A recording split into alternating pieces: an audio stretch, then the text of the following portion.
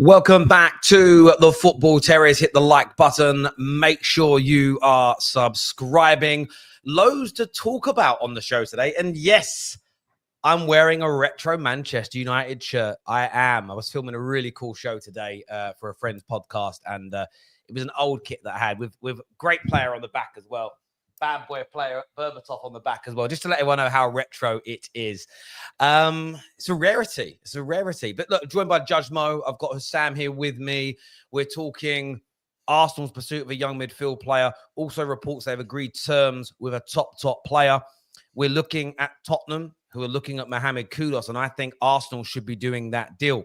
Chelsea today linked with a move for Garnacho and João Pedro as they look to bolster their attacking line. We're looking at the Premier League fixtures and the disgraceful conspiracy against Manchester United and Arsenal. Plus, Jose Mourinho targeted by the refereeing sort of association in Turkey. Does this prove that corruption exists and we should be harsher on the PGMOL? Before any of that, though, boys, how are you both? I'm good until you made that intro with the agenda against Manchester United. Oh, terrible. There's no need. Terrible. There is no need for an agenda against Man United, Terry. Now you're just shit. So why would I need to do an agenda against a club that's just dog shit anyway? You get me? We don't need an agenda for a club that's 15th.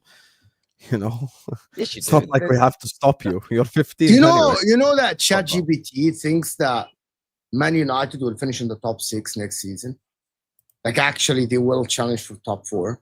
That's actually ridiculous. But that's Looking not at the rumors, ridiculous. It's not, because they have one game a week and they have a team that's good enough to finish in the top. So you really think like they can actually challenge for like European places next season after being 15? That would be the biggest jump from a top When you 6. say about the biggest jump, we all know deep down that Man United are not the 15th worst team in the league and Spurs are not the 17th worst team in the league. So I know for a fact that they're going to improve next season. So it's just the reality. But they finished 15th. So it's either Amorim is shit or the players are shit. Like, yeah, but remember, me and you had this conversation before about finishing where you finished, and I used Liverpool as an example. The season where we finished 5th, we still went to the next season and challenged for the league. So it's not always where you finish in the Premier League table that matters in terms of like how bad your club is, because we all know, if we're being completely honest deep down, that Man United are not the 15th worst team in the league, and I expect them to be better next season with a fresh season, fresh ideas, fresh players. You know, some of the players that they've been linked with will only make them better. So yeah, I don't expect them to be as bad. I think Amorim will have a fresh start. I actually think if they get him the players they're linked to, like Mbeumo, Cunha, and maybe Eucharist or a striker. I know that people say he rejected Man United, but literally Arsenal rejected him. So you'll have to beg Man United to take him again. If they get these 3 players, along with the midfield they have, with the wing backs like Amad Diallo, like with the defenders they have, I genuinely think that Ruben Amorim will have a fresh start. Like game 1 in the season, it will be Amorim's first game. And if he actually get that game, which is the fixtures we released, they're going to play Arsenal at home at Old Trafford. If they get a result like a draw or a win or something, I genuinely think fans will forget about what happened last season and they will have a fresh start. And Amorim will have his ideas. It will be like Amorim was just appointed with a preseason. But it's all about Man United getting the business done, getting in Cunha, getting Eucharist. Like, if they get it, people, but you said the mentality at Man United is shit. Yes, but normally when you get 3 new players in the front line, you're basically, Hussam is the one who actually said that, and he's absolutely right. He said it sparks something different in the dressing room. Players look around and say, we have a new front line. Maybe we can do something. The mentality shift will be right away from our losers to, listen, we have a spark up top. Maybe we can do something different. Yeah, we'll exactly. forget about what happened last season. And and that's exactly why I'm telling you that we all know that deep down, Man United are not the 15th worst team in the league. Because guess what? Me and Terry actually had this argument, and I'm arguing for Man United here. But I said this before. I think that the table sometimes does lie. I'm sorry, because it's just not last season. Last season, Man United played like the 15th worst team in the league. I look at Man United, okay? There is no way Man United have the 15th worst squad or the 15th worst starting 11 or the 15th worst manager. They don't, right? So that's why when you say about ChatGPT is predicting that Man United are going to be a lot better next season. Well, guess what? I agree with ChatGPT. I do think Man United will be a lot better next season because they're not this bad. I don't see them as this bad anyway. So I agree that they're going to be better. And that's So can I just sorry, go on. add something to so that all the stats and the metrics have actually pointed that Man United are the 15th team in the league with the team that they had last season, with the way they played. Like, Mo, you're just being disingenuous and ignoring my point completely. I know what you're talking about. They are in the 15th worst team in the league, but they played like one. I'm not mentioning stats and metrics. I get all that, but back to the original point, which was around the agenda against United. Everything you boys have just said is why there is an agenda. Okay, so you do that again. Man United, 15th worst team in the league last year, but still were the most viewed team in the Premier League. That's just a fact, and the Premier League know that they. My personal opinion about these fixtures. Now, all of us have to play each other twice, so there is. What do you mean the most viewed? You were the most viewed team. Man United, more people watched Man United games last season than any other club. Maybe because the club is a clown and everyone wants to watch the clown. They are I hate watching. It's hate watching. Okay. So if I could finish, I understand your point, but you and I and all of us, we had this conversation privately, and we had it on streams as well. We all saw a massive difference in the people tuning into our shows and match reactions and interacting with content, because football fans, by and large, last season got bored of the campaign. It became boring. I don't believe Chelsea fans who stopped watching the games, City fans who stopped watching, Arsenal fans who stopped watching, decided in the middle of a Sunday, they go, do you know what? I'm not watching my team. I'm not watching football at the minute. I'm disengaged. I'm not doing content or watching content. But do you know what I'm going to do? I'm going to tune in to laugh at Man United. People did at the beginning laugh at United, but they got bored. You came on here yourself, Hassan, multiple times going, I can't even laugh anymore because it's gone beyond that. So United are always the most viewed team in the Premier League. And the reason why I think that is significant, and it's similar with Arsenal, I do think these fixtures, I do not believe that United and Arsenal having to play 3 to 4 members of the traditional top 6 and or Newcastle in the opening 6 games versus Chelsea, Liverpool and City that play out of their opening 6 games, they're playing 4 to 5 mid-table to relegation teams. Now, we all have to play each other at some point in the league, so it's all fair in that regard. But the start of the season, I think the Premier League, I believe this, they like to add drama.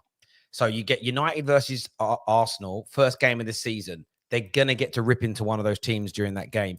You give them both difficult starts. You potentially set up an agenda, which is, wow, Man United have turned a corner. Wow, Arsenal won 5 of their opening 6 games against big teams. They could really win the league. You also set it up for if they walk away with a 40%, a 50% win ratio, it's, disaster. Look how many points they are away from the league title. Or from a United perspective, if we lose a few of the opening games, well, Amarin's got to go. I am not surprised. I've been saying it for weeks that the biggest game of the opening weekend would either be United or Arsenal. In fact, it's both. They've given it to us. And I also said on multiple streams that United and Arsenal start to the season would be the most difficult of anybody's by a country mile, and it's happened because I believe that the Premier League has become predictable in how it runs its agendas. And I get why they picked Man United and Arsenal, because our 2 clubs have got the biggest stories with the biggest fan bases behind us for the beginning of the season. Liverpool fans are happy because of what they've signed, their champions. Look, City fell off last year and barely got any criticism, so they're not going to get any if they start the season badly. And Chelsea ended the season well, and are at the Club World Cup. But for Man United and for Arsenal, they're setting it up ready to either. By the way, it does work in terms of praising us if we do well. It isn't just about setting us up for failure, but I believe those opening fixtures have been created so that they can spin a massive narrative. I really believe that. Okay, really can I respond now with facts? Let me respond with facts. Agenda. Momo, there's no need for us to shout. 1 second. So Liverpool it. are the first kick off the season against Bournemouth. Then we go to St. James's Park. Then we play Arsenal at home. Burnley, fair enough. Then we have the Merseyside derby against Everton. Then we go to Crystal Palace away. Okay, so let me explain that to you then. Okay, so yes, Chelsea away. Games hang on. So first game is Bournemouth at home. You always beat Bournemouth. They're a mid-table team. Here we go. Okay, Bournemouth are a mid-table team every year. You then play Newcastle. That's tough. I'll give you that. Who else you play? James's Park. Arsenal. So that's really tough. Home or away? Arsenal away. Still tough game. Home. Very okay, tough. that's a tough game. What's your next 3 games? Okay, Burnley is easy. Everton is not easy because it's a derby. Okay, so this is where I'm going to disagree with you. when was the last time that how many times in the last 25 years have Everton took points off you at Anfield? Oh, I'm sure they've done that plenty of times. If we're talking about take points, like if we're talking about even getting a draw, they have done. I think they've barely taken a point off you, and they never beat you. Easy game. They're a relegation side. Who's after that? Crystal Palace away. But there's no derby game that's easy. I keep my energy consistent So regardless. again, that's not. And Palace away is not easy either. No one's ever going to What have is Terry talking about? Opta actually did the stats. Liverpool have the hardest first 10 games. That's not Mo. That's not Osam. Yeah, that's Opta. But Opta said Man United and Arsenal have got the hardest opening 6 games. Yeah, but And the 10 games. Everybody is going to play each other. So that element is fair. My point is the Premier League like to start the season off and they want a little bit of spice. So they don't want to be giving Arsenal and Man United no easy run to begin with, or 3 or 4 easy games in their opening 6. They want 4 or 5 out of that opening 5 to 6 to be hard, so they can either create. And by the way, I've said positive or negative. People are missing the positive bit. Man United start well and say win 4 of our opening 5 games, it'll be fucking hell. They could do something. They'll create an agenda like we could go on and win the league. Arsenal, similarly, it's about creating agendas. I don't believe the fixtures are 110% completely computer generated. I don't believe it. I believe there's agendas within it. You sometimes see it with the games near the end of the season. Oh, it's convenient. That's the third from last clash. The teams that are meant to be in title races. I always think there's a bit of a plant in them. Always do. So you think they give Chelsea the easier fixtures? Like on purpose? For what reason? Not on purpose with everybody, because I think they pick a handful of teams. Like last season, there was what game was it late? It might have been the year before. It was a late game between Arsenal and City because it was expected to be like a title race decider. And you just think, well, that's just convenient. This ended up being right near the end when the 2 teams predicted to be in the title race. I just don't think the fixture list is completely random, personally. I think the Premier League like to create agendas. Like the last few seasons, when United and Arsenal were struggling, they went from doing it to Arsenal to doing it to Man United. It was like, let's give the opening Friday night game to a team that was struggling last year to see if they'll lose on the opening game. Yeah, but now game. Liverpool have the opening Friday night game. So because they've given that they've done Man United Arsenal as the big hit of that weekend. That's why. Otherwise, it would have been one of us that was first. It was so obvious it was going to be Man United and Arsenal were always going to be the biggest draw of that. I think you're whining for no reason, because everyone has to play everyone anyway, and this is just pointless. By the way, I could even sit up here and say when Mo's going away to AFCON, we're going to have to go to Arsenal away. I can bring up so many different things. We have the Arsenal away fixture and the Everton away fixture when Mo is away at AFCON. But I've already said that. I'm not saying anyone's got an easy start. Chelsea's is fairly easy, to be fair. Yeah, Chelsea is the only one where you can claim it's easy. And I've already said, Hassan, to your argument that everybody plays everybody. I'm talking about they're not trying to set us up to foul for the whole season. That isn't the claim. My view is I think the Premier League looks at the backstories of clubs. They know the Arteta out movement is teetering. They start. You said it yourself. If Arsenal lose their opening game, the whole season falls off. So if your own logic is true, why wouldn't the Premier League go, fucking hell, let's throw, if your world exists, which you believe it does, let's throw Arsenal a really hard start to the season because we know their fans, it's a tinderbox and one little spark could light it. Man United are the same. If we don't get a good start, every United fan has said the manager's going to struggle to go. So let's give United a hard start to see if we can get that agenda going. I'm not claiming that it's making our season harder than yours, because if you get through those hard games with good results, you then get a run of easier games, which gives you a boost, as I've said. But I believe it's about the agenda for the media agenda that the Premier League likes to push, the story for the beginning. The 2 clubs whose managers are under the most pressure, it's just so convenient. They've got the most difficult opening 4 to 5 games before the international break. For me, it's not a coincidence at all. To be honest, I'm just going to tell you something. Arsenal must do their business. I can just say something. Tottenham Forest, they play them at home. Man City, they play them at home. You know what I mean? Like, Arsenal have been given these teams as well to be playing at home, which is fine. Like, I think maybe I'll agree with you that there is a narrative to be created. For Liverpool, Arsenal, and Man City, it shouldn't matter. Go do your business, your Premier League contenders, go win your games and prove everyone wrong. For Man United, maybe what you're saying has a touch of truth. But at the same time, I will believe that it's computer generated. I will believe that this is just luck. I believe that maybe Man United, by the way, any start for Man United would be tough because you were 15th, basically. You're playing tough teams in the beginning. Who are you playing after this? Like, I'm looking at your fixture. I think the Man only one United- that objectively You're have a playing easy start is Chelsea. Other than that, we all have very tough fixtures. Man City a little bit. And by the way, Liverpool fans are giving it the big one. No. You're the club that started all these conversations about agendas with the fixtures not being random. The amount of times you guys get picked for those 12:30 games, you guys said exactly the same thing. So to sit here now and go, it can't be true. And at the end of the day, I'm not saying it's making our seasons harder. I never said that. I said we're the most supported club in East Asia, which is why we get that 12:30 kickoff. Yeah, that's a choice. You know, the Premier League choose that. That's not computer generated. So your whole point, literally, you are proving my point. If you're, again, in your world, Hassam, if what you're saying is true, then the fixtures and the times they're picked are to do with agendas and media views. The fixtures and the time they picked has not to do with agendas. It has to do with viewership. I'm looking at everything you're saying right now, and I think you are weaponizing Arsenal fans to create excuses already for the season. And you're weaponizing the same thing, because I have to be fair, you're weaponizing the same thing for Manchester United. I'm not.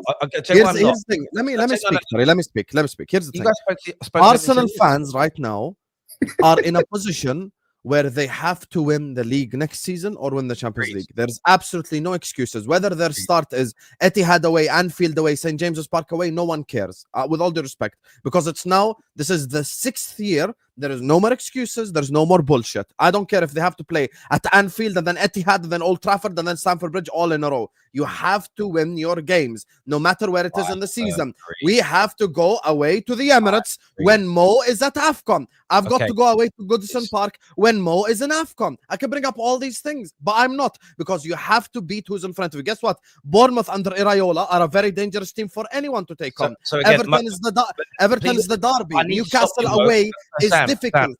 Arsenal at home is difficult. I need to stop you because you're challenging a point that I haven't made. I haven't said they shouldn't win their games. I literally said at the beginning of my little soliloquy that you all play the same teams over the course of the season. Arsenal will not out the title race if they lose 3 of their opening 6 games against the hard teams, because the guys with easier starts still have to play those teams and could drop points. Arsenal could make those points up when they play the easier sides. That I agree with. I am not talking about the Premier League trying to damage Arsenal's or damage Man United seasons. I'm talking about the early season narratives and agendas. And what I know for a fact about this is that this is what the producers at Sky and these places do. They have pre-planned stories based on results and agendas that they're going to run and push out. How do I know this? We have friends, all of us, that work with those companies on certain shows that are on Sky and the like, and it's what they do. There is no doubt when it comes to media views and the agendas that are connected to the same media outlets and shows that I just don't believe all these things are random. The amount of times you'll see a club buy a player in a January, the FA Cup draw happens, and fuck me, lo and behold, those two teams draw out against each other. And the first game the guy gets is against his old team. Those balls are warm, bruv. I just don't believe in that amount of coincidences. But I hear what you're saying. There's no excuse for Arsenal to not try and win the league. That isn't what I've said at all. I don't think those words left my mouth once in the opening 18 minutes. Before you do the super chats, because I know you want to do the super chats, so I want to summarize what you said. Are you with the Arsenal fans? The world is against us. The Premier League is against us. Unprecedented start. Like all the titles that people did, the deluded Gooner, Igal, and everyone. It's not an unprecedented start because Man United starts harder. And I don't believe it's. I don't believe it's the title. It's the United 6 fixtures. Can you name them in a row, please? Who's? Your United first. Arsenal at home, Fulham away, Burnley at home, Man City away, Chelsea at home, Brentford away. There are 2 fixtures out of those 6 that are very winnable for Man United. I expect Man United to win at least 3 of those games. Yeah. Fulham away, Burnley. Yeah. Plus Chelsea, Brentford. I get that. I don't want to run out of time. There's a lot more to get through on the show. Let's jump into these super chats here. The 12:30 thing is such a disingenuous argument. You're comparing apples to dogs. They are completely unrelated. The fixtures are made 12:30 by TV companies. Well, no, the TV company. Sorry, Stu. I love you. The TV companies do not dictate to the Premier League what happens. As in, they don't get to pick. The Premier League has to write it off and agree. But equally, the Premier League works in conjunction with the TV companies because the TV companies are the people that bring the money into the Premier League. So they work alongside each other, but it has to be signed off by the Prem. I also believe that the same media outlets, the Skies and the TNT Sports and the Talk Sports, who all have the contracts with, you know, the official radio stations, etc. I also believe that they have an influence in pre-planning agendas, scripts. Or what if I'm telling you now, there will be producers and directors of Sky Sports shows, TNT Sports shows, looking at these fixtures and already writing up agendas. What do we say if this happens? What if this goes on? They start getting stats ready about starts of seasons for this. The agendas are already running. They're preparing it. And I also said, and you're not listening because you don't want to hear it, they're also preparing it to praise if those team games are won as well. They will also do it in the reverse. I'm not saying it's to ruin the seasons. Please listen. I'm sorry, I meant to spice the Premier League up. Sorry, this was an earlier comment from Ray, who says here, please, people is not... Premier League is not random. It's not random. It's an agenda of the fixtures because it's like spice. They know this is Amorim's first season, so they're going to throw in 3 top 4 teams in the first 5 games. I agree. I think it is literally for the story, and I've said it about both clubs, not just one. To be honest, I think the agenda is the wrong phrase. Yes, the fixture list is manipulated to create noise. It's a good PR for the Premier League. United versus Arsenal. United were lower mid-table last season, so it makes sense to play a top team in the opener. But maybe it is the word. Maybe it is the word. But I'm talking media agenda. But you're right, because what's it already done? It's created these talking points. It's literally worked by doing it. Imagine the opening weekend and all the games are shit. They take the biggest 2 online fan bases and put them together. We'll come back to Kudus later in this. Terry, please show our first fixtures for the 23-24 season to show. I'd have to go and find them. Hang on. I remember you played like Wolves at home, shit like that. 23-24 season. That's an Arsenal fan. That's an Arsenal fan. Yeah, plus, Arsenal fans, you praise Arteta for his record against the Big Six. Hang on. So this, I think I found them here. Oh God, this is the website where it's in. So the opening. So that was a home to Nottingham Forest, away to Palace, home to Fulham, home to Manchester United, away to Everton, at home to Tottenham in the 23-24 season. Decent start. That's a decent one. It's a decent one, to be fair. But you had that. No, you didn't. It was the season before that where I think you opened to Crystal Palace, if that's right. Big up Mo and Hassam. Hope you guys are good. Thank you, Patrick. I appreciate that, brother. When you play your teams without injuries and fatigue at the start of the season against easier teams, it gives you the confidence to go on a big run. By the way, City and Chelsea are also going to be coming back from the Club World Cup with only 1 week worth of preseason. I totally agree. And listen, I think that's something that Liverpool and Arsenal need to be taken advantage of. There's going to be no preseason for them. I'm making no excuses for Arsenal. I'm making no excuses for Man United not to improve. This is not about how good or bad our seasons go. I've said it 6 times now in 23 minutes. This is about the media agenda and talking points in the build-up. I guarantee you'll see this and clip this right now, motherfuckers that don't believe me. I guarantee you, in the couple of weeks build up to this thing, to the league, you're going to get you'll get Gary Neville going, I don't know what the reaction is going to be if United don't win this opening game, and then you'll get Jamie Carragher going, yeah, you know, if Arsenal don't win it, I can't do the accents, but you know what I mean? They'll be like, if Arsenal don't win it, this will happen. It will trend, and it will be the build up the agenda. And I just don't believe these fixes are random. Put the tinfoil hat down. Oh my God. Correlation doesn't equal causation, Terry, and scheduling fixture times is different than the order of fixtures. I don't think they are. They're all connected to the same thing, which is the media agenda, the TV views, the eyeballs on the Premier League, which is what makes it the money, the most talked about, the most watched, the most entertaining league in the world. How do you do that? You create those narratives.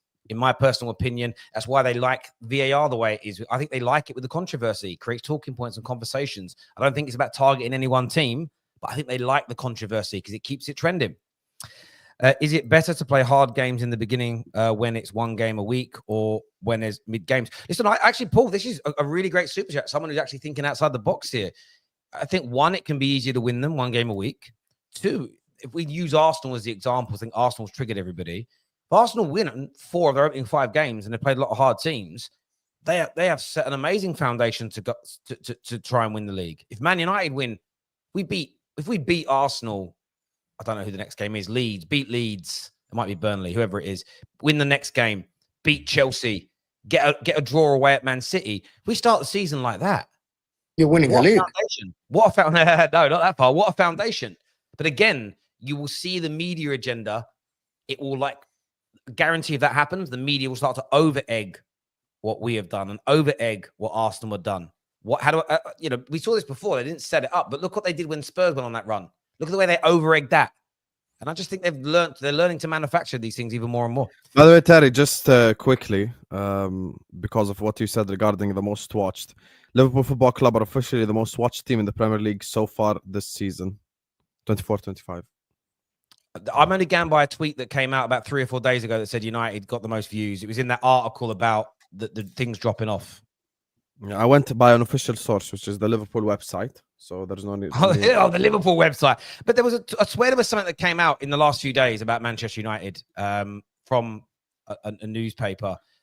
You went to Malaysia and the streets were empty. I doubt you're the most watched club. So you're just such a baby when it comes to that stuff. I didn't make the news. I'm not. Welcome to the new era. There is no new era. You've always been a giant club. I don't need to slag your club off. I'm not slagging you off at all. I'm just saying you're not the most watched. But we were. No, you're not. Now I'm gonna have to fucking find. Now I've got to find the article. I think Alice Talks Football quote tweeted it. Somebody quote tweeted it. Yeah, but I don't know the sources. Maybe most watched in England, not most watched in the world. There's a difference between world and a country. I thought what are you talking? I thought Arsenal are the most talked about team in the world. This is what Arsenal fans keep telling me most watched team in the Premier League. Every time in the world, though. In the world. There was a Daily Mail article that says Man United were the most watched team in the Premier League last season, despite enduring their worst ever campaign and a trend in declining viewing figures. So as every other club's fans stopped watching, Man United rose. Man United stayed the same. So that's probably in England, like I said. Ours didn't go up when everybody else's went down because they started tuning into us. Ours maintained, everybody else's dropped off. In West Manchester.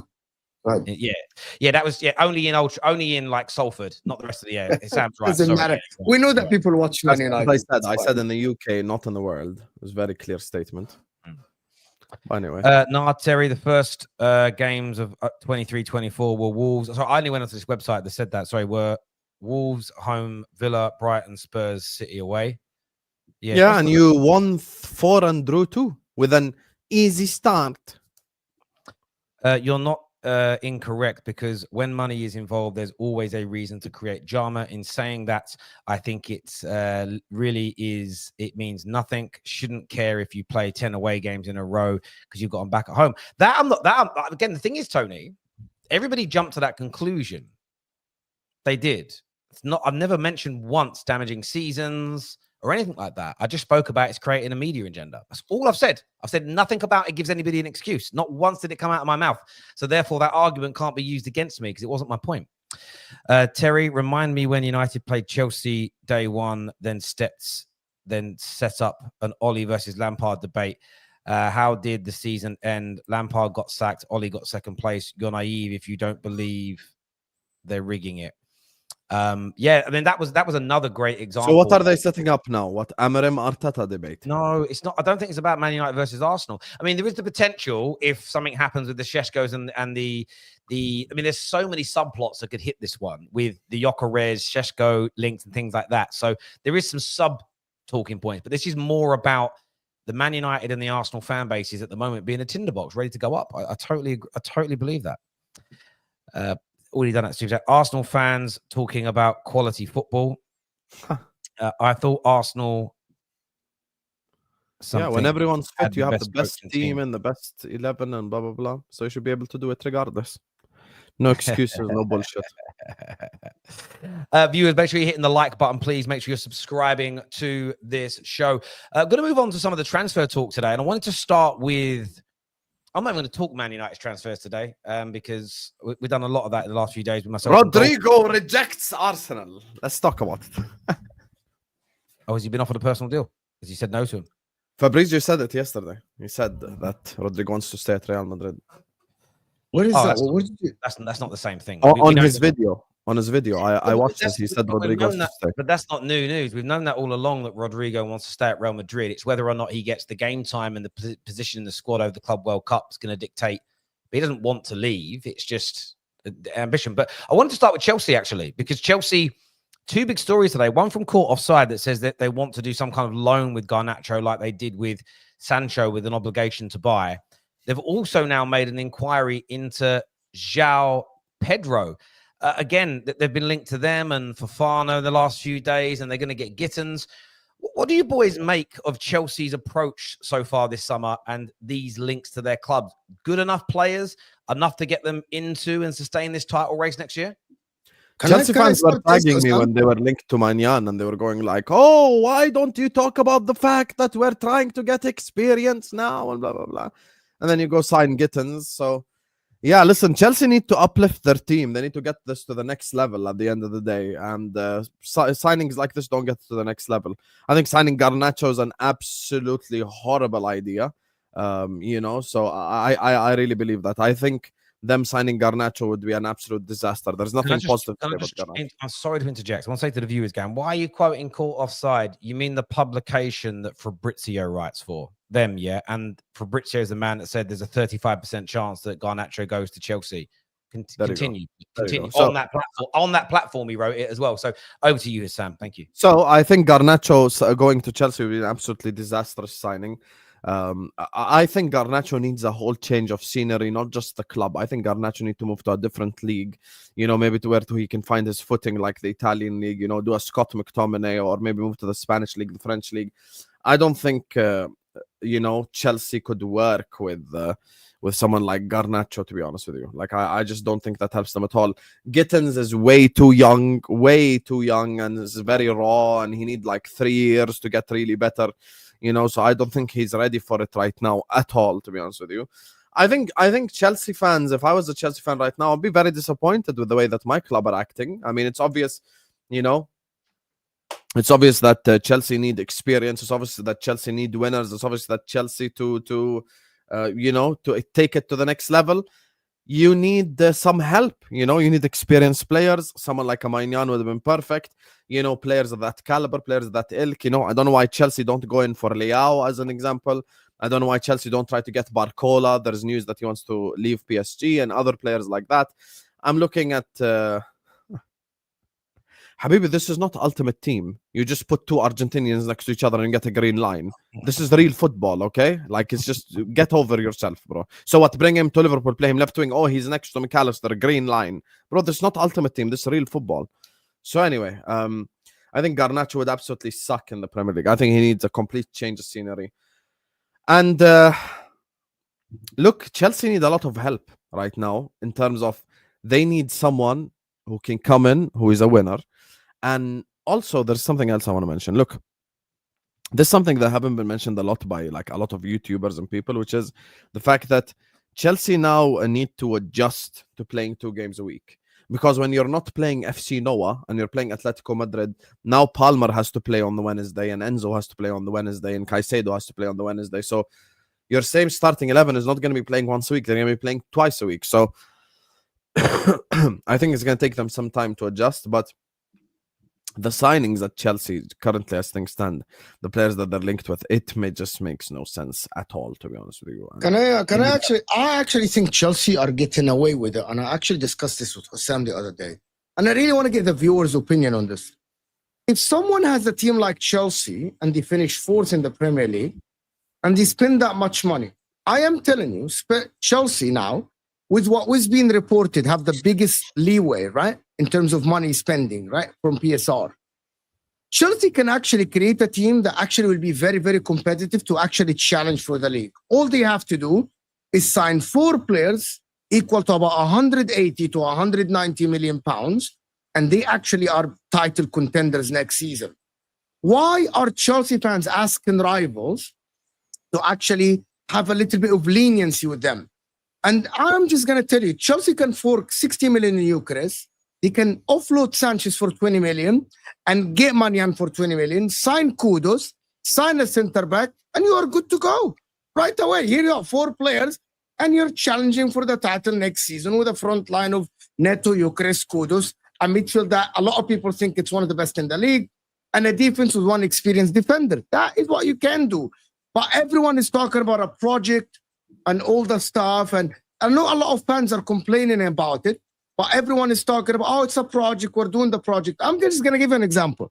So if Arsenal this season, instead of going for Rodrigo, they went for Gittins and they got Delap, is anyone going to give them a leeway?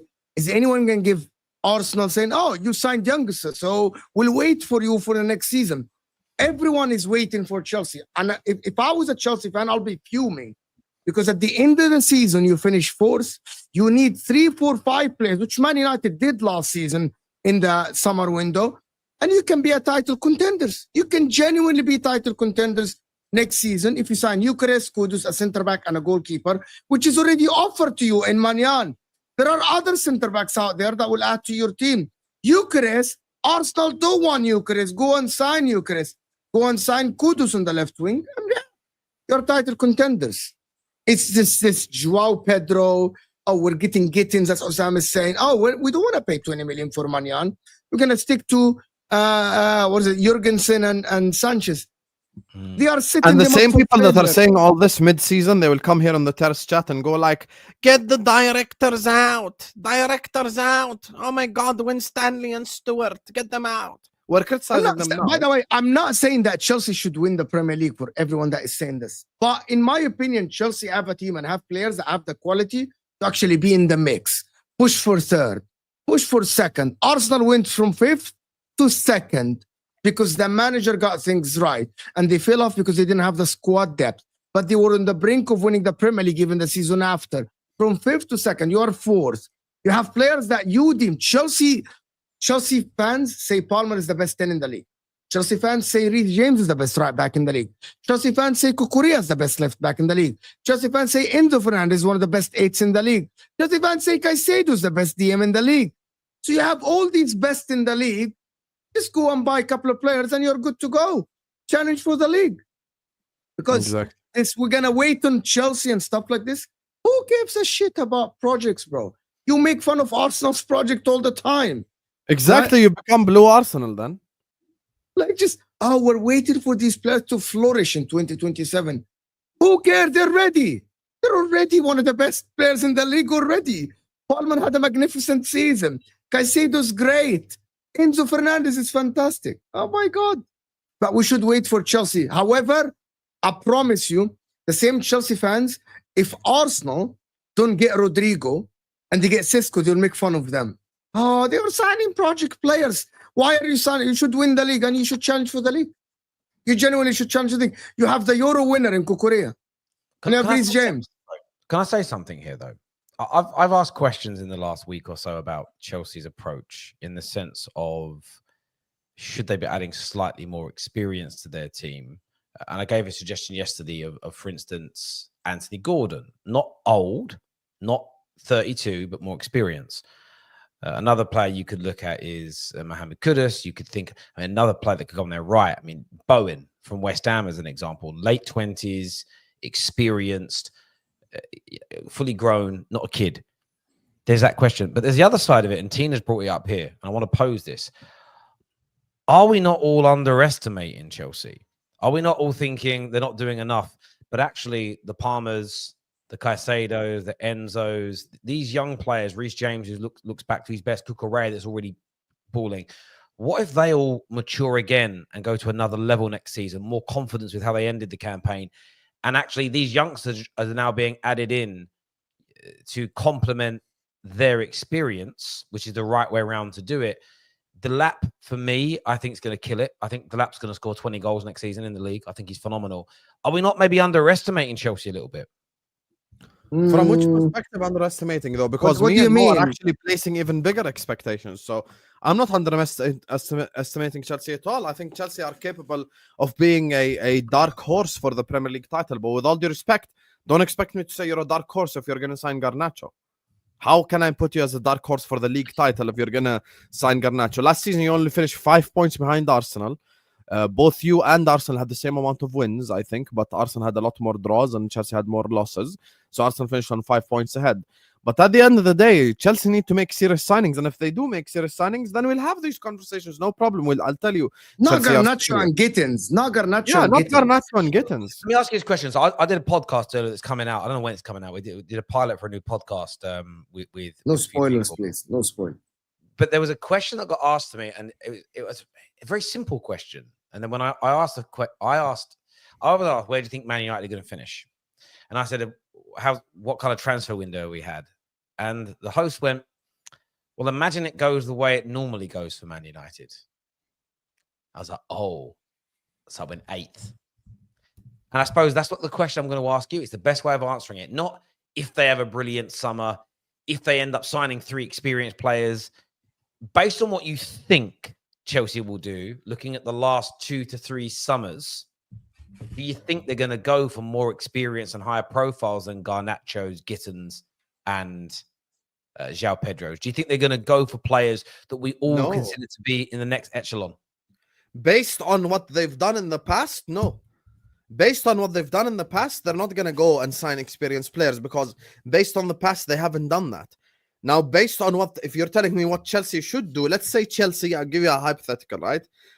Let's say Chelsea sign Maignan, who's a good centre-back available, whoever. Guehi, good centre-back. I take him at Liverpool as well. Good centre-back, Midfield, I don't think they need anyone. Forwards, let's say they go Kudus sign Gyökeres, Leao. Let's say that's your transfer window. If that happens, I think Chelsea will challenge for the league, but they will fall off. But they will still challenge. So I think Chelsea could end up finishing 2nd or 3rd. So I think they can have a fantastic season if they get their summer right. Because there's something you mentioned, Terry, the momentum thing. You are correct, but they need to ride that momentum. You need to take that momentum and ride the momentum and help push yourself to that next level. Because guess what, Terry? By the time Gittins becomes that guy and Garnacho becomes that guy and blah, blah, blah, like it's too late. Because, maybe certain players regress, maybe certain players don't perform at a level, maybe Maresca's not there. You have to strike while the iron is hot. Go get the players that Chelsea fans deserve and want to help take Chelsea to the next level. And I think most Chelsea fans who are ignoring the messenger and just listening to the message would agree with me. At the end of the day, Chelsea this summer, they need their Alisson Van Dijk window. They need those 2-3 players that are going to take them to the next level. Like Delap is a fantastic signing. There's a video on my channel where I said Delap is a fantastic signing. I'm not against Delap. But Delap is a backup striker for a club that are serious. So you're going to have to go get someone who's a lot more serious, like a Gyökeres, someone like that. So, yeah, I think Chelsea are really good right now, but they're in danger of turning into the next Arsenal because everyone's talking about processes and stages and steps, which is fine. You want to do things in steps. I understand that, but at the end of the day, you have to do things in steps that make sense. You guys saw with your own eyes as Chelsea fans, you sent Havertz to Arsenal and you've spent the last 2 years mocking him. Literally, Chelsea fans themselves have spent the last 2 years mocking Arsenal for signing Havertz. And now you're doing the same thing with Garnacho. I'm sorry, that doesn't help Chelsea. I don't think they're going to sign Garnacho. I actually think Delap is going to be good enough if they sign like a Leao or someone from that ilk on the left winger. They keep Neto on the right side. They sign a centre-back. I think they can challenge for the league. But you have Gittins, Delap, Madueke, Neto, Garnacho, and that's not good enough. I agree with Sam. And I don't know why Chelsea fans are accepting this. Some of them. I'm not saying all of them. Some of them are accepting this. Oh, yeah. You don't want Garnacho, but they're okay with Gittins. That's exciting. Enough with excitement, by the way. Exciting is not enough. Khalas, you moved. Like you have an opportunity now, enough of exciting. There's a player Terry mentioned, Kudus will be better than anyone we've linked to Chelsea, literally. Yeah. Kudus. Already West Ham wants Sanchez. Sign Maignan, let Sanchez go, and sign Kudus. Yeah, sign Kudus. Give them Sanchez and money for Kudus. Done. Your winger problem is solved. He can play left, he can play right. Good goal scorer, Premier League. By the way, even if, I'm not even exaggerating, even if Chelsea go sign someone like Bowen, by the way. Goal scorer, proven goals, puts the ball in the back of the net, can score you 17 goals from right wing. Bro, he cooks. Why not? Well, you like I don't get Chelsea fans. You guys want to wait until 2027 to challenge? You want to wait? Wait. Like you want to wait? What if Man United get better and suddenly in 2027 instead of you challenging 3 teams, now you are challenging 4 teams? What if Liverpool sign Isak? Okay, hold on. What if Newcastle now get out of the hole of this PSR thing and start doing their Saudi thing, their Man City thing, And oh my God, Mm. we're watching Newcastle with superstars now by 2027. What's going to happen then? I think Chelsea have an opportunity this season. No, this season. Mo, someone just Momentum. accused me of rage bait for saying Bowen. By the way, just so you know, Planet Chelsea, Bowen is better than all your wingers. Just because his name is not Boweninho, it doesn't make you erect. The facts are the facts. The guy has been a proven goal scorer for the last 3-4 years in the Premier League. So Jared Bowen, by the way, Jared Bowen was looked at by Liverpool as the fucking Salah replacement. So what we're not going to do is sit up here and change energy just because the player is English. Jared Bowen's a very good player, bro. Allow it. Allow trying to act like Bowen is this bad player. He's a goal scorer. By the way, but I would rather have Bowen alone than have Neto, Madueke, and Sancho put together. Yeah, seriously, I agree with you, broski. Like, Jaredinho Boninho is his new name. His And then name was but if you go ask a Chelsea fan, would you take Paqueta? Of course, because his name is Lucas Paqueta. You know, it's the sexy name and stuff. But Bowen has outperformed Paqueta for the last 3 years. So now what? Yeah, Bowen is top though. But it's interesting because you mentioned Mohamed Kudus, and we may as well go into the Kudus conversation now because I think it's important too. Now, for me, Tottenham are linked to him today, and my first reaction was, "Wow, very, very, very good link." I think he's such a talented player, and I'm seeing the comment section mention him, and they're already doing this. He fell off. Oh, Kudus fell off. We do this a lot as football fans. We treat football like fashion. Oh, you know what? That music was great 2 years ago. No one's listening to it now. And when you're young people do this. When you're young, you follow fashionable trends. So this player's being hyped. He's on the front covers of the magazines you will read. They're probably digital, but you get the point. He's on the front cover of FIFA. He's at all the events that you like. He's dating the right girl. He put on his Insta the right music that's trending. Oh my God, this player's amazing. He's a baller. A couple of years go by, and this is often what happens. The player gets older, so stops being young, moves on with their life and matures a little bit. And then the new popular thing that's trending is out. And I always think at the moment about Vitinha a lot. Nobody 2 years ago, if any of our clubs are linked to Vitinha 2 years ago, 3 years ago, we'd have all gone, what? That fucking Wolves flop? Washed, bruv. Washed at 22.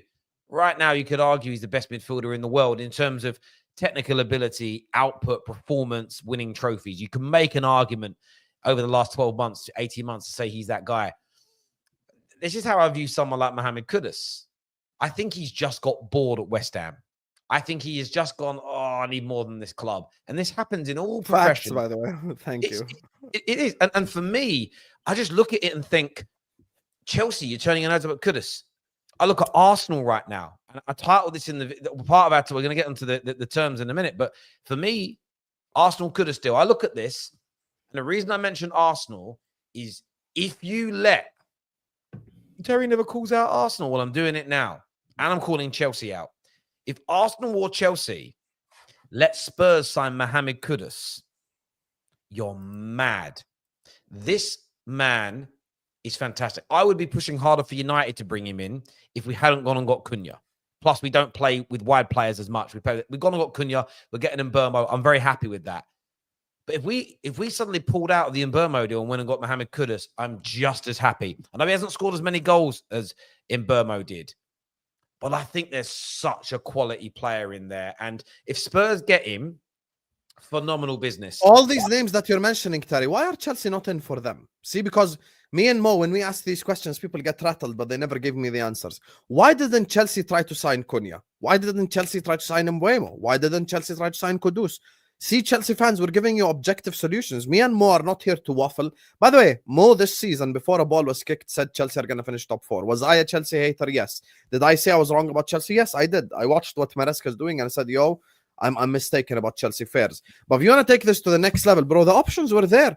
Like even Terry will tell you, for the most part, if Chelsea did come in for Cunha with Champions League football, with the trajectory that their club is in, probably Cunha chooses Chelsea. Same with Mbuemo, same with Kudus. As things stand, the only clubs that I would say are more attractive than Chelsea in this moment in time is probably City, Liverpool and Arsenal. That's it. Other than that, I would say they're more attractive than everyone else. So these are all objectively very good signings that you could sign. By the way, even if Chelsea just signed Premier League proven strikers, And people get mad. Even if you sign someone like a Wissa, even if you sign someone like Mbuemo, you don't have to go OTT and go sign whoever. Just sign, even if you sign players like that, they make you like extraordinarily better. So you need that. Even Watkins, I hate Watkins, but You hate Watkins. Watkins is good. Like, not that bad. But anyway, like Chelsea conversation is so awkward for Chelsea fans, and they get triggered, all of them. Once you mention title race and title contenders, everyone just jumps off their seat and like, why are you putting pressure on me? Why? I am just a chill guy. Broski, your project has been going on for 4 years. Do we have to put pressure on you because you're a big club that has money, that spends money? It's not our fault that you spend it on youngsters and on Garnacho and Sancho. That is not our fault. Without a doubt. The one thing I would say 110% is there has to be pressure from, in my opinion, there will be from me this year for Chelsea to be in this title race until the home straight. The money they've spent is significant. And by the way, but you've spent lots of money. That's why it's an embarrassment that we were 15th, and that has been called out because we shouldn't be based on what we spent before you throw that old chestnut in. I have praised loads of things about Chelsea. I've criticized things, but there has to be pressure on them getting into a title race and maintaining it. So get into it like you did last year by December. I think this year, instead of falling away from it between December and April like they did, they've got to maintain it. I don't expect them to win because Arsenal are a better team than Chelsea. City are a better team. Liverpool are a better team. And I think all three of those clubs are going to improve as well. But I expect them to start closing that gap. You're going into the 4th year of your rebuild. You're going into the 4th year. You're going to spend money as well. And you've got a great deal, a brilliant deal in the lap. I think they'll go on and get Magnon and go. I think they'll improve their goalkeeper area. I'm not believing the nonsense that Sanchez is really the number one, because if they truly believe that, they wouldn't have tried to sign Mike Mignon, would they? Like, use your brains a little bit here, people. But I'm intrigued because I like the players they're linked to. I actually disagree with something you guys said earlier. I think Garnacho would be a good signing for them. I just don't know if it pushes them nearer to the title. And that's with all their players. I think Gittins is really good, massive ceiling. Next season, does it push them closer? Maybe they've got to wait another year. I just feel there could be some targets they could go for, like an Anthony Gordon, like a Bowen. But Kudus, for me, I see him linked to Spurs. And I just think to myself, what are Arsenal and Chelsea? Both of them. What are you doing? This player is amazing. I think he's a player that all the top clubs should be looking at. He can dribble. I think he's got more goals in him.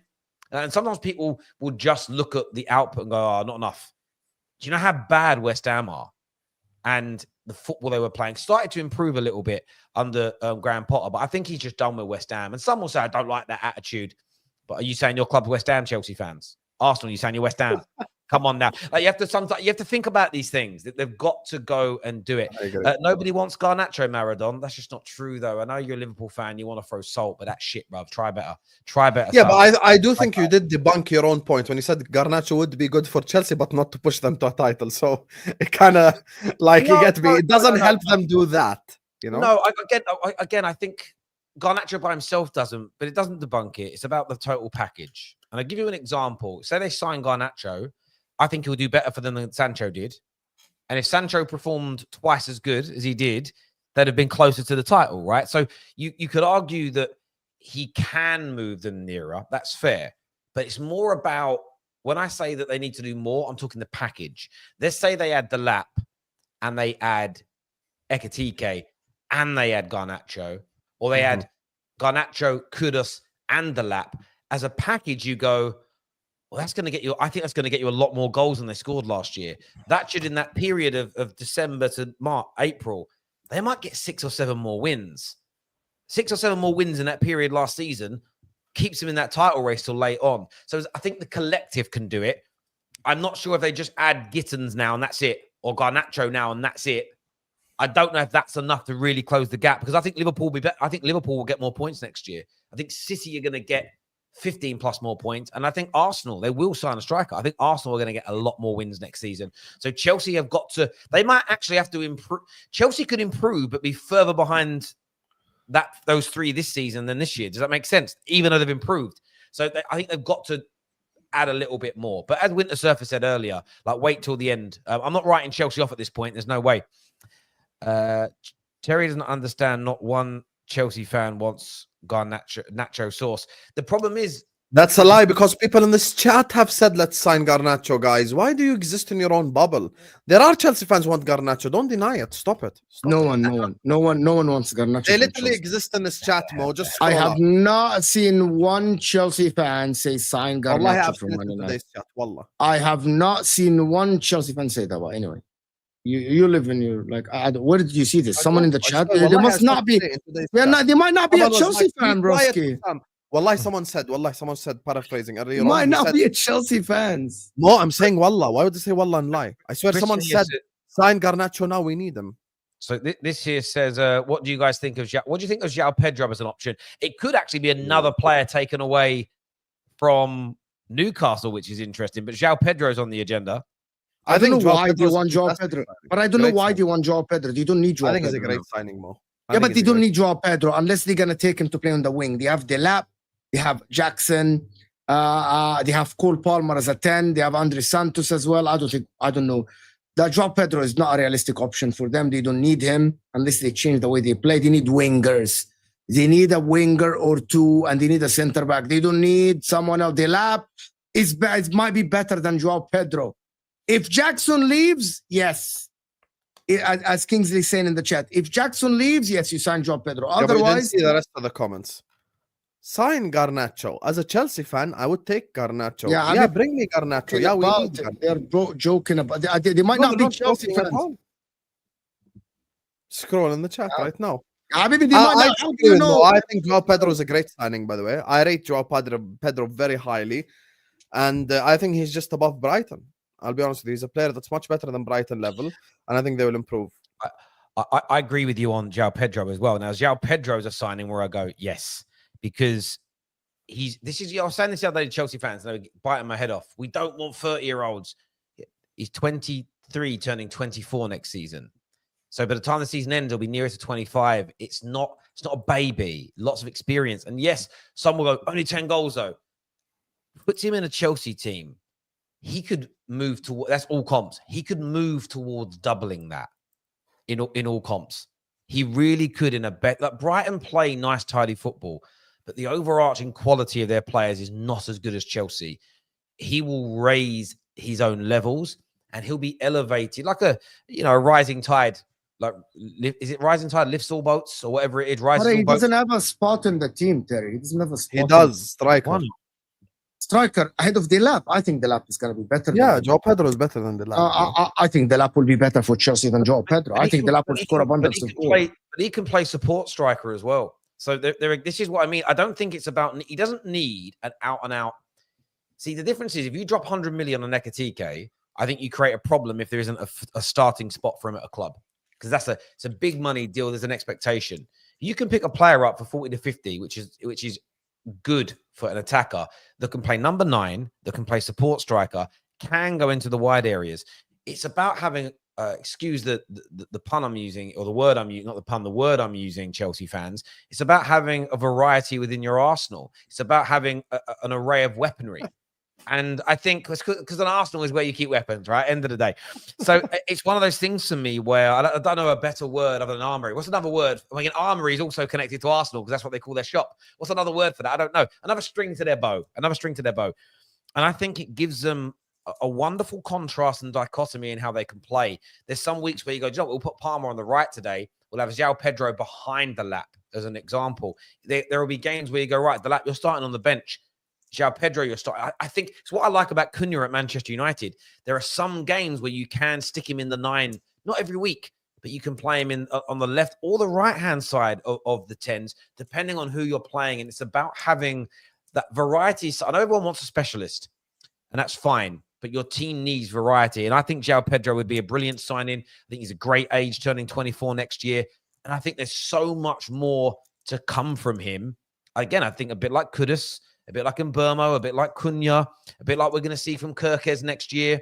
There are certain players that, if everybody went with the logic of I don't like their numbers, or I don't like the stats I see at the smaller club they're at, Liverpool would never have signed one of the best left backs in Premier League history in Robertson, because he was in a relegation team. He was in a relegation team that clearly conceded loads of goals, but because you don't get relegated unless you concede a fair amount of goals, typically speaking. but you have to look. It's like it's like Mr. Miyagi always said. You have to find the bonsai inside. Now time let out. You've got to sometimes look beyond just the stats. You have to look, oh, wow, I like what he did there. You see this a lot with Sesko for Arsenal. He finds space, but his teamies with don't find him. So he'll make a nice little peeling run of an attacker. All he needs is the right ball now over the back to miss the defender's head, and he's got to tap it at the back post. The amount of times you do that for Leipzig, and then the ball wouldn't even be crossed, let alone make it. And you're sitting there and going, well, again, if you're a scout and you're watching that, your report is going to say, look, he makes these great peeling runs to the back post, but Leipzig never find him. We could utilize that because we play this way and we put a lot of balls into that area. Sometimes it's, yes, you look at their numbers like Gyökeres and you can see it. It's obvious. Go for it. But at the same time, sometimes you've got to look beyond just what you see at their current club because there's quality in there, man. I think João Pedro would be brilliant. Mm-hmm. I think he'd be brilliant. And yeah, you can say YouTube comp merchant. That's fine. If you think he ain't good enough, you think he ain't good enough. I think he's excellent. I really, really do. Spurs owner wants the Premier League, contrary to what Mo says. Oh, Wants the Premier League. Oh, fuck my life. I don't know what that's. Daniel Levy said they want to win the Premier League. Yeah. Okay. Fantastic. Anybody can want anything. I want a Lamborghini like now. I want to drive a Lamborghini now. Anybody can want it. Fonzie here says, as a Chelsea fan, I think he suits the team perfect. I agree with you. I think he does. I think João Pedro could be what you expected from Nkunku.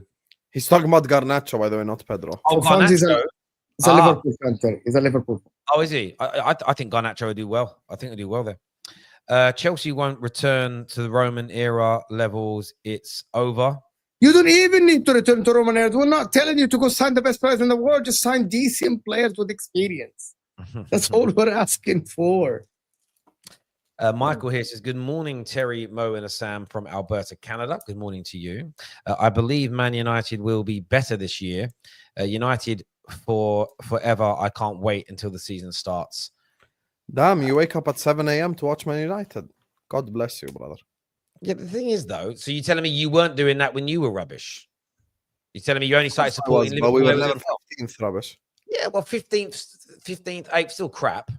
You tuned into watch. There's a massive difference. I'm sorry, there's a massive difference in 8 and 15. You turned. You're telling me you weren't watching Liverpool when Hodgson was your manager. You're telling me you only turn up when you're good. No, I was watching, but we were never 15th. That's irrelevant to the point. It's irrelevant. But that's my point, though. But your point is suggesting that Man United fans should only care about their team when they're good, not when they're crap. That's not what being a fanatic is. How you all started supporting the club, except you, glory hunting. So coming from someone that's a Liverpool fan as well. Come on now. Yeah, why didn't you? Yeah, what glory did I hunt? 30 years, 2 league titles. What glory hunting? There is no glory. The thing is with all of our team, we want to do the glory hunt conversation. There's a reason that lots of people in the Middle East, lots of people in America, lots of people in Australia, lots of people in Africa, lots of people across South America that support English teams. It's interesting how they predominantly pick Man United and Liverpool, Chelsea, and Arsenal from a certain age group. And now you'll see more City being picked. The reason they do that is because you end up picking the most successful teams that are on the TV the most, have the history. So you're still picking it based on, well, they've won those before. I like how they're playing now. They might win again in future. There's definitely an element in that because if it was just about, I'm going to pick the team. I liked Michael Owen. That's why I supported Liverpool. Yeah. Because most international fans will watch the World Cup first. And Michael Owen's era at Liverpool, you had a very good team that was predicted many years to challenge for the league titles and stuff. So it was a team that was. But glory hunters my age, like people my age.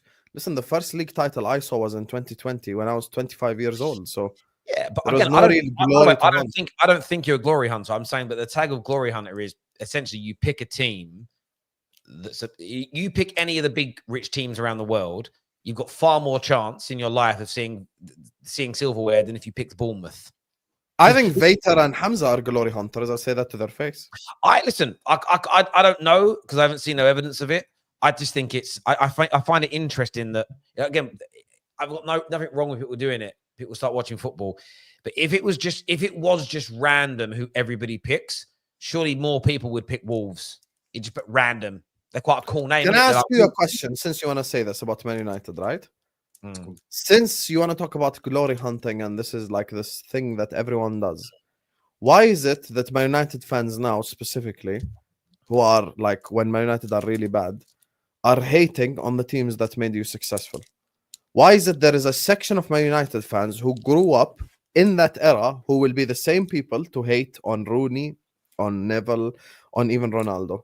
Because I don't think so. Again, I So you don't have that emotional connection, you know? Let me just say this now. I have no problem with someone. The thing is, the more successful teams are shown more on television. They generally play the better football. They have the better players. You fall in love with it. I get it. You're attracted to it. This happens to most people. And then they start watching a team. They fall in love with them and it happens. So I've got no issue with the teams people pick to play and what their reasoning is. Don't personally care. I'm having a little bit of fun and banter. Let me just put that out there before anybody gets angry. To your point, those fans, I don't believe they're Man United fans. Point blank. That's the only reason. I believe one of two reasons. One, there are some people that I think pretend to be United fans for social media. 100%.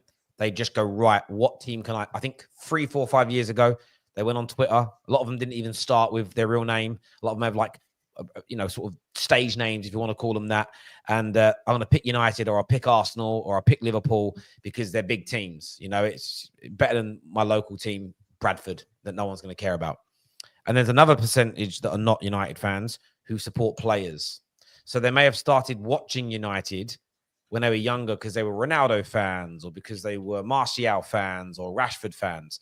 And then they end up finding, oh God, in football, it's not like basketball, or it's not like this country sports. You can't actually get away with talking about a club unless you support the bloody club. So, all right, I'm a United fan. Woo! Then their favorite player leaves, and they're kind of left like almost like a footballing refugee. Do you know what I mean? They're like, they don't love the club. They're hating on it. If you're a Man United fan and you don't really like Fergie or rate his teams, you think he's overrated, you don't like the class of 9, if you're in my age range, between about 45 to say 25, if you're not a big fan of Fergie, if you'd never liked Rooney, if you think Ronaldo is a bit overrated, if you've got a hatred towards the class of 92, if you don't like the youth academy or the DNA of our club being spoken, all these things, if you don't like any of that, I can't imagine what you fell in love with. So therefore, I am saying, so those guys are glory hunters. No, not glory hunters. I don't think they actually. I think they either support a player. They supported a player, and they're left almost like with the burning embers now because they're like, well, I found out that I can't just keep switching team to team because they get too much shit for it online. And I think some people have just done it because that's who they can make content on. And I'm talking Twitter people. That there's definitely some of those accounts. I still stand by it, like United Andre and CFC Clive. I don't know if they're fans of those clubs. The things they say don't ever make sense. I think they do it for attention. Personally. There is one club that has what Terry described very well. It's called Barcelona Football Club. Here we go. Mo, don't open up this can of worms. I beg you. Anyway, please. Messi fans, and then now supporting the club. I saw with my own eyes, by the way, in 2009 when Ronaldo moved to Madrid. Wallahi, I saw with my own eyes, Man United fans became Madrid fans. I swear to God, I saw it with my own eyes. So I think but these are the kind of things that you'll get. You'll have someone that started supporting them when Messi was there, and then when they had that fall off period, this is crap. I hate what this club has become. It's like, well, then how old are you? 38. So you don't remember what they were like in what went on in the 90s? In the early 2000s and late 90s. It's this thing. And by the way, I'm not saying it was acceptable when you were bad then, but it's this. You can tell when someone's a fake fan now. You can see it by their reaction to the bad times because they react like this has never happened before, but it has multiple times. That wouldn't be your reaction. Doesn't mean you have to accept it and be happy. But when the reaction is obscene, depends on the age. I get if you're born into Chelsea winning everything, and you pick Chelsea because you have as a fan, and then for the first time ever, you go for 2 or 3 bad years, you're angry, and you should be angry. But I've had Chelsea fans phone in, and not the guys that come on our shows regularly, and the way they talk, like, how old are you, mate? Yeah, I'm 38. I never remember Chelsea being this bad. You're a liar then, unless you only started watching football in 2005. It's not that you're wrong to be annoyed, but it's the things they say where you go, oh, you might have become a Chelsea. You might have been a Hazard fan and then started supporting Chelsea off the back of it. Does that make sense? I think that's what happens with some people, and all clubs have got it. And every single fan of a club here knows the fans in their fan base that where you just go, it's a bit fishy, bruv. You don't sound like a fan of our club because they don't like anything about your club. It's weird. They don't like other than the trophies. And again, I think some people pick clubs, and I don't even know if it's glory hunting. I think some people pick clubs because they see it as an extension of themselves. So, oh, look, Liverpool winning everything. I'm going to pick them. I'm picking Liverpool. That 15-year-old kid at school now goes, I'm a Liverpool fan because they're winning everything, because he can go to school and he can gloat like he's winning it.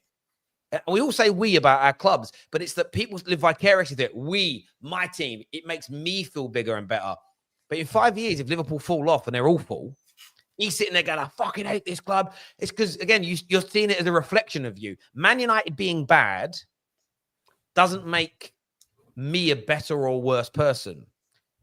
Your club being good doesn't mean you have better football knowledge than someone whose club is currently bad. Some people think that's the case. So they live vicariously through their team, and then they get really angry when the team becomes bad, which happens in the life cycle of a football club, because actually now they only supported that club so they could gloat with it, as opposed to actually loving that football club. And by the way, again, I want to reiterate for all the angry people watching, I'm not saying you can't be annoyed when your team isn't playing well. That isn't the point. But there is a difference in those two groups of people, 110%. Let's do some super chats here. First one says, most City fans don't know who Niall Quinn is. Well, the City look, there are some that don't. There are the ones at Common Ash show definitely do. I'm seeing people blame the dead crowds on my country at the Club World Cup. If you put a game on Monday and Tuesday at 3 p.m., highly likely a lot of people are not going to show up as FIFA have their planning. What I would say this is, though, Josh, is would that sell out if it was in Spain or Germany or England? There's definitely games on at those times during Euros and World Cups, and those games sell out. So I just think this is what it is. I don't know the demographic well enough in America. Have they put these games on in footballing towns and cities? Have they put these games on in a place where you're going to attract? For instance, LAFC, it was in the middle of the day, and they did it 4,000 miles away from where their fans are. Why that game should have been in LA at their home ground, and they would have sold it out. Equally, I mean, like I think Brock, it was one of the Argentinian teams brought a lot of their fans with them, and that's going to help a lot. But I think it's just, when you put on a football tournament in a lot of European countries, you do it in Brazil, you do it in Argentina, you do it in true footballing nations. And I know that you're American and love football, but it isn't your country's, probably in your country's top 6 or 7 sports in terms of viewers. You are not going to get the casuals that turn up to go, oh, do you know what? Chelsea are playing LAFC. I'm going to go down the road and watch that. You get that in the footballing nations. I think the planet, I get why they've done it in America. I just don't think they should have done it. The first one should have been in the footballing, a true footballing nation. Where it's their nation's national sport. I think that's important to have been done. 100%.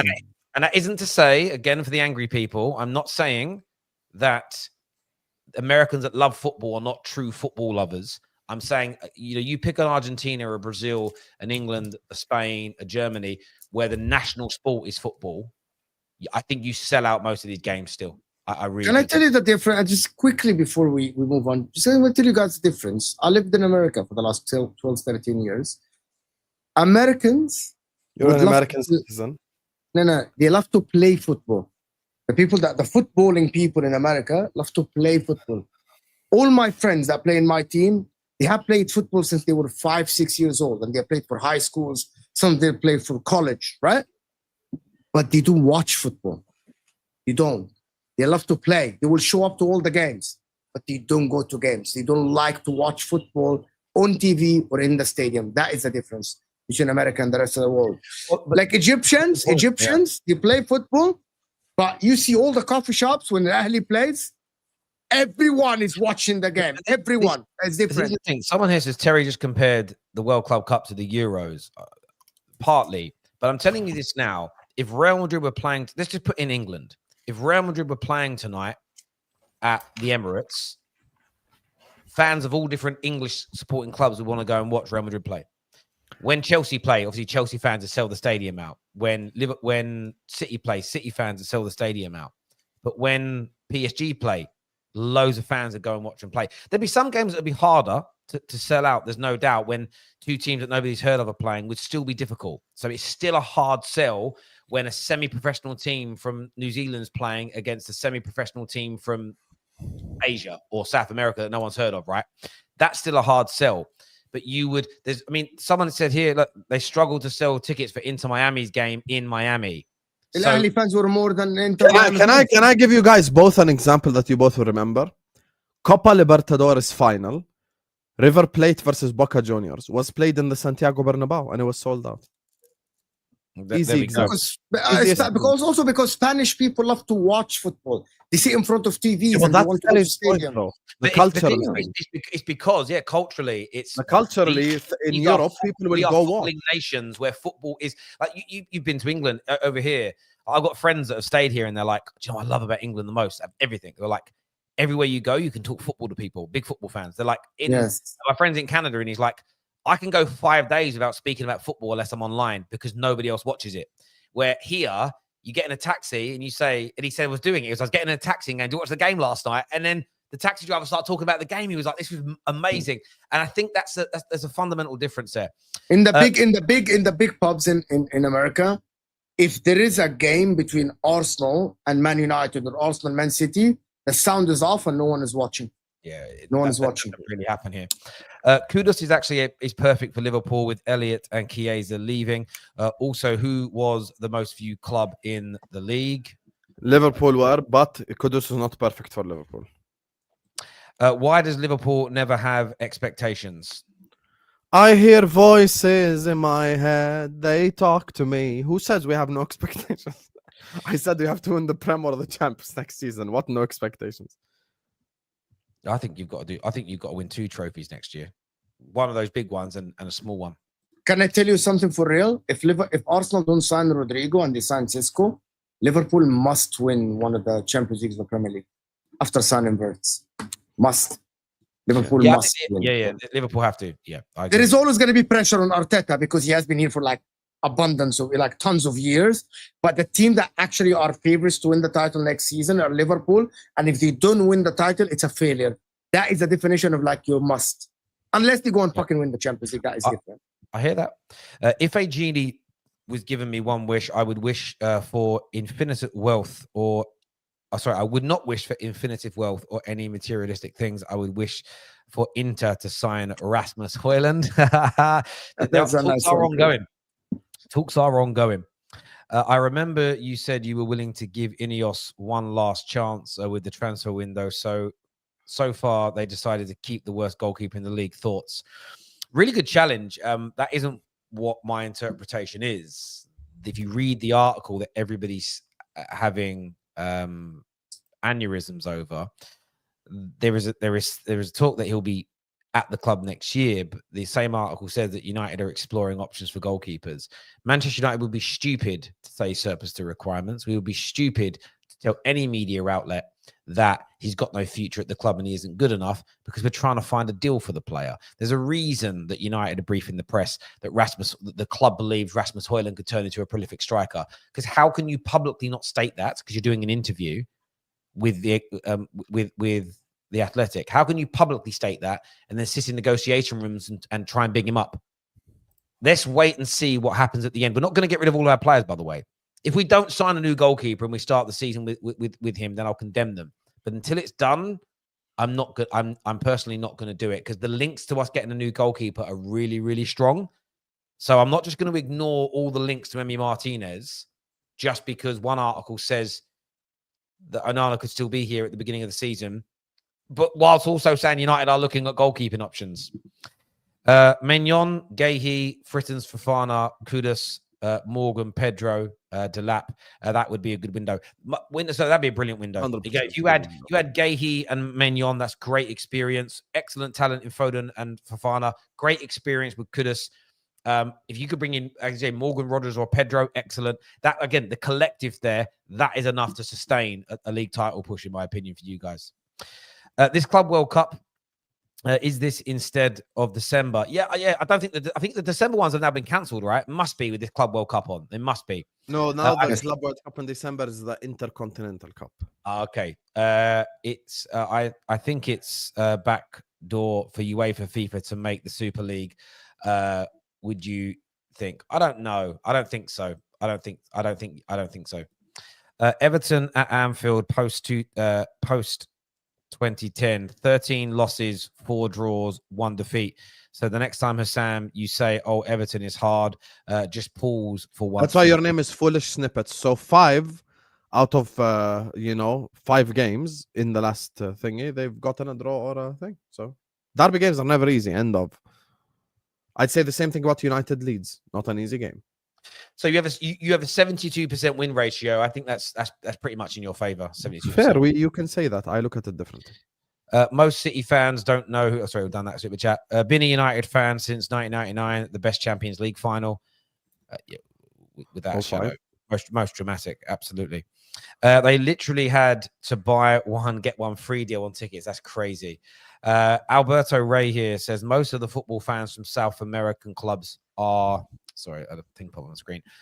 Are from the East Coast. FIFA have decided, hey, let's play them in Seattle, like the River Plate game. Yeah, but again, that's also part of it. Is the planning is also really, really bad. You're not looking at where people are traveling. This is they haven't obviously finalized everything for the World Cup, but I've got a horrible feeling the World Cup's going to happen, and they're going to go right. England, your 3 group games, one in Mexico, one in Canada, one in America. Where what you're better off doing is taking the big footballing nations and spreading them out, and go right. You're going to be in this region.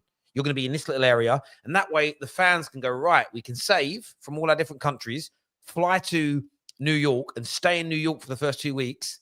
And we know that all the games for England are in New York. We know all the games for Germany are in Seattle. We know all the games for Brazil are going to be in, I don't fucking know, LA. And that way you will get the stadiums full. You start moving them around, fans will go, hang on now. I've got to fly to America.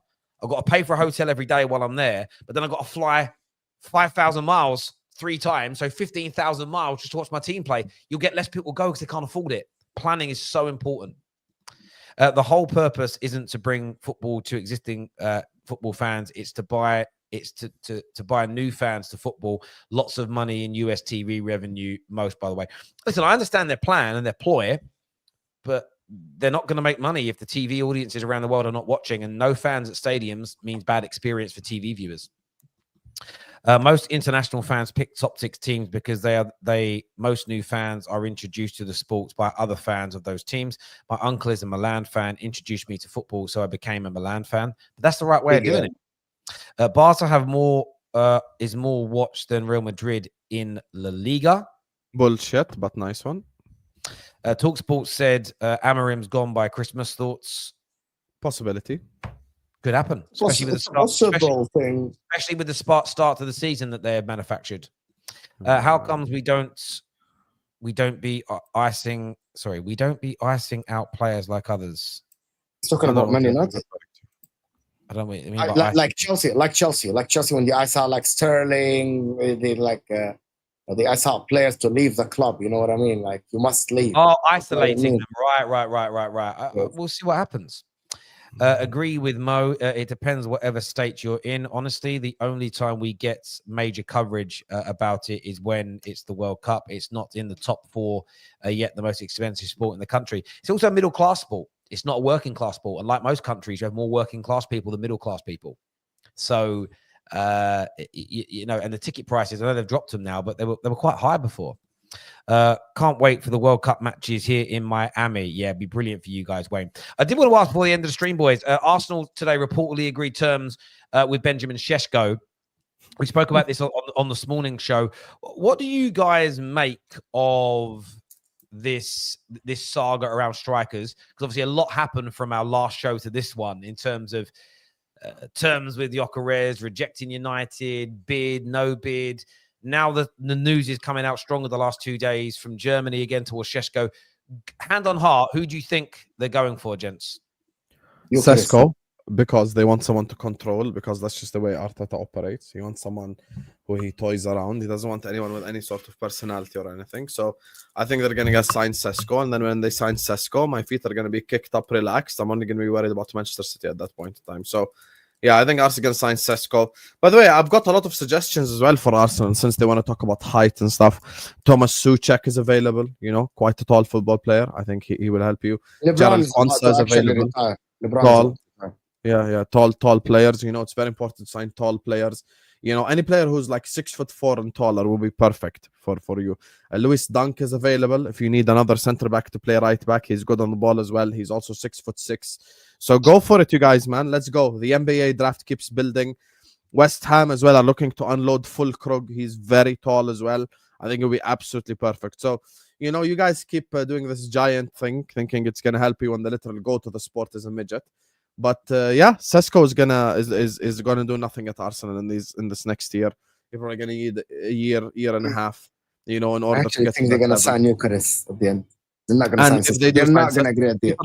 I'm relaxed. Yeah, but they aren't gonna agree a deal with Sesko. I think at the end they're gonna press. And Sesko came out and said he wants Arsenal. I genuinely think they're gonna sign Eucharist. Genuinely the problem is if Rodrigo doesn't move, I don't think Arsenal will sign a left winger, and it would only be Eucharist and someone like we don't know about, like a midfielder or something like this. Like I don't think they're gonna even sign a Semenyo. I don't think they're gonna. I think they're gonna stick to Martinelli and Trossard next season on the left side. If Rodrigo's not on the move, Arteta doesn't settle. I don't think Arteta settles, and I don't think he's gonna sign a left winger. To be honest with you, Eucharist, he adds a lot to Arsenal. Is he enough to take them over the line? I don't know. But at the current moment, Arsenal are not linked to any wingers on the left side, which is a big deal. I think people still think Arsenal fans. I'm telling you now. Once if they sign Eucharist, they're gonna say Eucharist is better than Sesko. If they sign Sesko, they're gonna say Sesko is better than Eucharist. Yeah, they just follow whatever their club does, 100%. Like that's how it goes. To be honest with you. But by the way, just so everyone remembers the same Straight Facts show 4 weeks ago when Gyökeres was linked to Arsenal. People said that Gyökeres is better than Isak. Never forget. I'll never forget what they said. So they said Gyökeres is better. Who than said Isak. that? Wallahi, this whole chat was telling us Gyökeres is better than Isak. I never forget. I'm the type of person that never forgets. I should have taken down names. But yeah, don't worry, guys. We remember everything. We remember everything. Bro. Oh, if City scored, well done, City. Who scored? Do you know who? Wow, City are 1-0 up against Wydad. It literally says to be determined who scored the goal, which is very strange. You know, Terry knows me. I do watch-alongs. I haven't attempted to do a single watch-along for this group stage shit. I'm gonna be honest with you. Yeah, I've done a bit of coverage on it. It's been very hard to watch. Oh, Yeah. Inter Milan, you drew earlier to Montgomery. Monterrey. Monterrey. Sorry, Monterrey. You drew. Who are they? Where are they from? Mexico. Big team in Mexico. Massive team in Mexico. What's wrong with you, man? What's wrong with you, guys? But there we go. Been a United fan since 1989. Had to watch Liverpool and Leeds win the league before us, and still I got called a glory hunter. Yeah, listen, I hear you, mate. I picked Man United in the 80s when I got laughed at. People forget that's one good thing about it being my age. At least you can draw back to when you started supporting a team and you were crap. But you always get it. And I don't, by the way, think people generally are glory hunters, but there are definitely some people that I think are fake fans of clubs, and all our clubs have them. There's no doubt. On the Sesko thing, I don't know. I think they're going to go for Sesko. I'm not. Okay, they're big. Great. But are they good? Being big and good in the modern day game is one thing. Hello Mudrik's been charged by the FA for the drugs offences, which I think we all knew was coming. But I'll take a read on that a little bit later. But I still think Sesko is going to be a good deal. I think Sesko's getting a lot of criticism that isn't necessarily deserved. Phil Foden scored. Big up Phil Foden. Well done. He scored the goal against Wydad. Is he the first Englishman to score at the Club World Cup? Must be. Really? I don't know. Didn't Liverpool play in the cup? No. And I'm thinking who scored for Chelsea the other night. I can't remember who scored. Enzo Fernandez scored. Palmer scored, bro. And Neto. No, Palmer didn't score. Palmer didn't score, bro. Oh. No. There we go. Justin, Inter Milan are still in talks with Manchester United for Rasmus Højlund. They would prefer a loan, but if it's not possible, they'd settle for a low amount to buy him. Well, define low, man. Might be like 10 million or something. 50 million. 50 million. 50 million pounds. 50 million would be great. So we'll see. Yeah, but do you know about Englishman scoring? Yeah, Harry Kane. Munich scored 10 goals. Kane didn't get one of them. That's actually a mad stat. If I said to you they're going to win 10-0 today, Munich, and Harry Kane's on the pitch, you would at least think he'd get one of them, wouldn't you? But there we go. Look, I want to thank every single person that has tuned into the show today. Always a pleasure to sit here and talk football with you all. Are we redirecting this? Yeah, we're redirecting this to my channel. Hassam's channel. So go and support my brother over there, please. We're back later on tonight with more content for you. But until next time, Take care. Goodbye. God bless. And we'll see you all again soon. Peace.